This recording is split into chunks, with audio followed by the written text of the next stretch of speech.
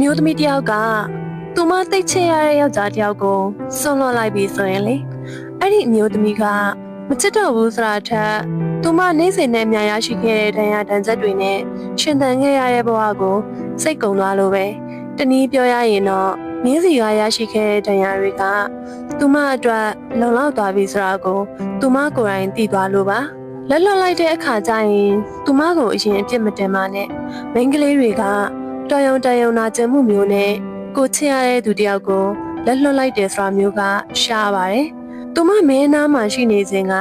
မင်းသူမကိုစာနာခဲ့ရဲ့လား။မင်းသူမရဲ့နာကျင်မှုတွေကိုရောဖြေလျှော့ပေးခဲ့ရဲ့လား။မင်းသူမအပေါ်ဘယ်လိုပုံစံမျိုးနဲ့ဆက်ဆံမိခဲ့တယ်လဲဆိုတာတွေကိုအရင်ပြန်သတိရပါ။သူမမင်းနားမှာရှိနေတဲ့အချိန်က